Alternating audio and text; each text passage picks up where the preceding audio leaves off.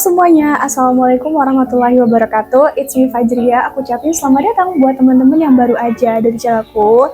So di video kali ini aku akan nge-review lagi salah satu novel dari Terlie yang judulnya adalah Teruslah Bodoh Jangan Pintar. Sebenarnya aku udah namatin ini cukup lama, cuma aku baru bikin videonya.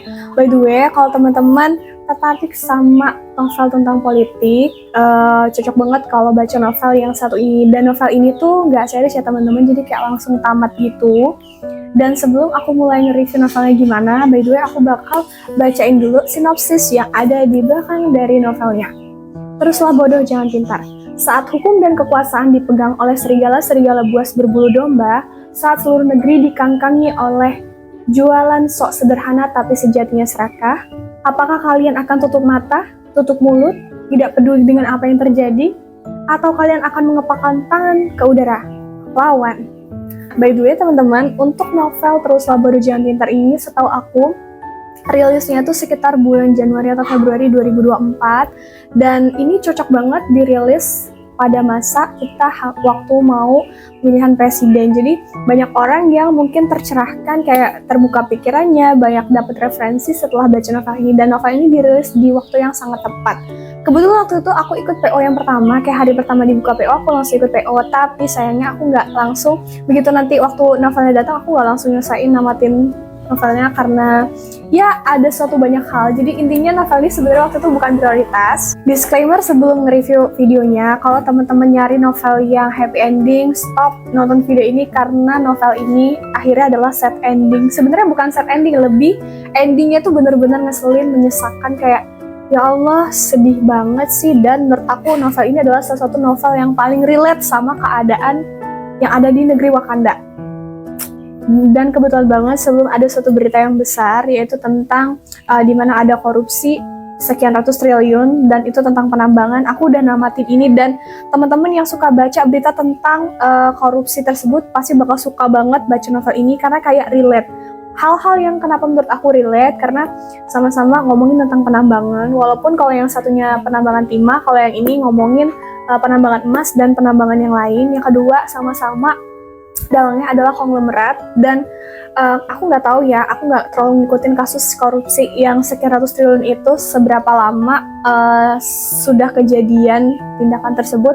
Tapi kalau di sini tuh kayak udah berpuluh-puluh tahun, jadi dari udah 2 generasi gitu terjadi korupsi. Dan menurut aku, karena nggak mau terlalu spoiler banyak, dengan baca novel ini di ending kita bakal ngerasain banget kekecewaan yang amat sangat sakit terhadap suatu kondisi dimana yang direnggut bukan cuma satu kehidupan tapi banyak sekali kehidupan, dan itu bukan cuma satu kota tapi bisa aja senegara. Long story short, aku sebenarnya susah nentuin siapa sih tokoh utama dari novel Teruslah Bodoh Jangan Pintar. Tapi menurut aku kalau bisa diambil kesimpulan, siapa tokoh utama dari Teruslah Bodoh Jangan Pintar adalah aktivis lingkungan yang dia itu menyuarakan, dan dia itu sadar akan hal-hal yang banyak terjadi dengan salah satu aktivitas penambangan. Bukan salah satu, sebenarnya banyak ya, dan itu cukup panjang, dan dia berani mengajukan diri ke sebuah pengadilan dibantu banyak orang juga untuk menghentikan lagi sebuah pembukaan penambangan yang ini super mega besar dibandingkan penambangan yang pernah terjadi. Kenapa? Karena dampaknya itu sangat besar. Bukan cuma dampak lingkungan, tapi juga merenggut kehidupan banyak orang dan banyak tipu muslihat. Dan kalau di novel ini, tindakan-tindakan tersebut bukannya dampaknya buruk itu dikurangi oleh pemerintah, tapi malah disupport. Kenapa disupport? Ya karena ada gerakan-gerakan lain yang ternyata mungkin sumber pendanaan besar dari pemerintah. Kenapa bisa meneruskan sebuah proyek di novel ini? Nah, tindakan-tindakan yang terjadi di dalam novel ini menurut aku akan memicu banyak kemarahan dari pembaca. Jadi kayak perasaan kita tuh campur aduk, kayak naik turun, marah reda, dan akhirnya di ending marah sih. Marahnya tuh kayak keadilannya tidak tegak gitu. Banyak banget plot twist yang terjadi di sini, dan ini menurut aku sesuatu hal yang menarik karena ngomongin tentang politik. Sebanyak 371 halaman di novel ini bukan cuma menggambarkan banyaknya kemarahan yang terjadi akibat banyak penambangan, tapi menurut aku banyak ngasih pesan-pesan moral yang ada di diri kita. Dan dengan adanya cerita di novel Teruslah Bodoh Jangan Pintar itu kayak mengisyaratkan bahwa nama pembaca tuh kayak nggak bisa berbuat apa-apa gitu, kayak nggak ada yang bisa dilakuin, dan itu hal yang paling sedih banget di novel ini. Dan novel ini juga ngebahas salah satu calon presiden, ceritanya di negara tersebut yang dia itu membuat putusan yang menggantung supaya bisa mengambil hati rakyat. Dengan putusan menggantung itulah ternyata dia kerjasama sama konglomerat yang punya tambang dan melakukan penambangan secara terus-menerus, secara masif, sehingga bisa menimbulkan kerusakan lingkungan, terus juga merenggut hidup orang banyak, merenggut tempat tinggal seseorang, dan lain-lain sebagainya. Jadi intinya menurut aku Teruslah Bodoh Jangan Pintar ini adalah cerita-cerita tumpukan orang-orang yang gak bersalah tapi diseret menjadi bersalah, diputarbalikkan faktanya. Dan ada tokoh-tokoh yang menarik juga, contohnya kayak ada hakim, ada pengacara, dan pengacaranya ini ngeselin banget, kayak pengacara yang cuma mentingin uang. So teman-teman, mohon maaf kalau misalnya review novelnya agak berantakan, mungkin keluar dari konteks atau gimana.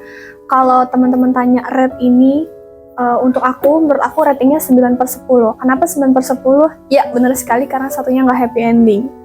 Jadi aku secara pribadi berharap nggak cuma novelnya happy ending, tapi kasus hukum di negara kita juga aku berharap semuanya happy ending.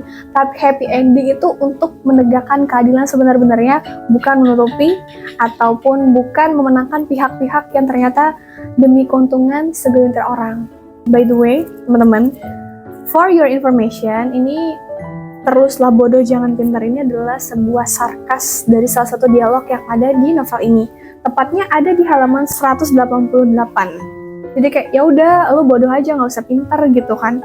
Dengan keadaan semua ini, padahal belum tentu kebodohan kita itu menjadi solusi yang baik, dan belum tentu kepintaran kita itu akan memberi dampak yang baik juga. Jadi harus bijak-bijak dalam memilih memilih sebuah pilihan, dan harus bijak-bijak dalam menentukan pilihan, mengambil tindakan gitu. Jadi kayak nggak boleh sembarangan mengambil tindakan. Jadi bodoh belum tentu baik, pintar juga belum tentu baik. Begitupun keduanya, bodoh belum tentu buruk, pintar juga belum tentu buruk. Jadi ada sisi di mana dua-duanya tuh punya peran masing-masing. Itu sih menurut aku cerita dari novel Teruslah Bodoh Jangan Pintar.